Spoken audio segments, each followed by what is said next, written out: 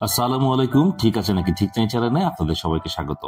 আজ আমরা বিশ্লেষণ করব জিম রনের একটি দারুণ উক্তি, কখনো কাউকে বলো না তুমি কি করতে যাচ্ছ। এই কথার পেছনে কি বাস্তব কোনো কারণ আছে, নাকি শুধুই এটা একটা মিথ? এই উক্তি কি আমাদের জীবনে প্রয়োগ করা উচিত? চলুন জানি। আপনারা কি জানেন, বিজ্ঞান এবং মনোবিজ্ঞানের মতে আমাদের লক্ষ্যগুলো নিয়ে অপ্রয়োজনীয় আলোচনা করলে অনেক সময় সেটা আমাদের কর্মদক্ষতা কমিয়ে দেয়।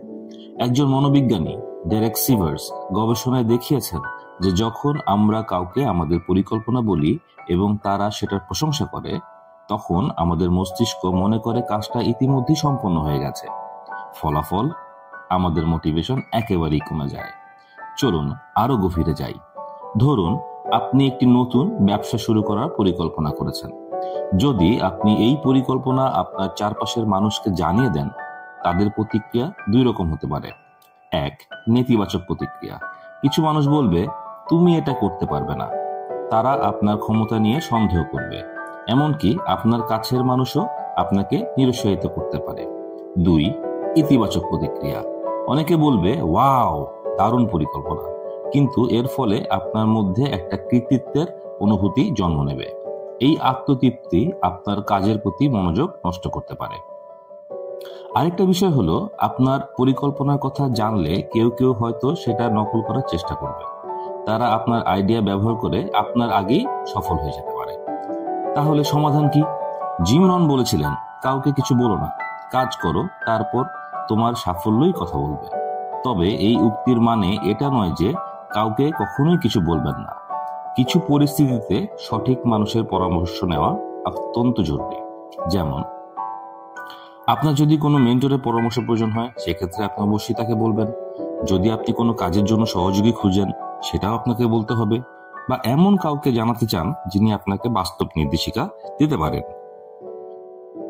কিন্তু এটি নিশ্চিত করতে হবে যে আপনি যাদের সঙ্গে আপনার পরিকল্পনা শেয়ার করছেন তারা বিশ্বাসযোগ্য এবং ইতিবাচক মানুষ। একটি বাস্তব উদাহরণ দেই। স্টিভ জবস তার আইফোন তৈরির পরিকল্পনা শুরু থেকেই গোপন রেখেছিলেন। তিনি তার কাজের ফলাফল মানুষকে দেখিয়েছেন, আইডিয়া নয়। আর এই কারণেই অ্যাপল আজ এত সফল। গোপনীয়তা সারালে সুবিধাগুলো কি কি? 1 নাম্বার, আপনার ফোকাস কাজের উপরেই থাকে। 2 নাম্বার, নেতিবাচক মন্তব্য থেকে আপনি দূরে থাকেন। 3 নাম্বার, আপনার সৃজনশীলতা এবং উদ্যম বজায় থাকে। 4 নাম্বার, প্রতিযোগীরা আপনার পরিকল্পনার কপি করতে পারে না। তাহলে জিম রনের উক্তি, কখনো কাউকে বলো না তুমি কি করতে যাচ্ছ, এই কথাটা কি ঠিক আছে নাকি ঠিক নাই? আমার মতে বেশিরভাগ ক্ষেত্রে ঠিক আছে। আপনার পরিকল্পনা এবং কাজ যতটা সম্ভব গোপন রেখে এগিয়ে যান, তবে পরিস্থিতি অনুযায়ী সঠিক সিদ্ধান্ত নিন। এবার আপনাদের পালা। আপনারা কি মনে করেন, নিজের পরিকল্পনা শেয়ার করা কি ভালো, নাকি তা গোপন রাখা উচিত? নিচে কমেন্ট করে আপনার মতামত জানাতে ভুলবেন না।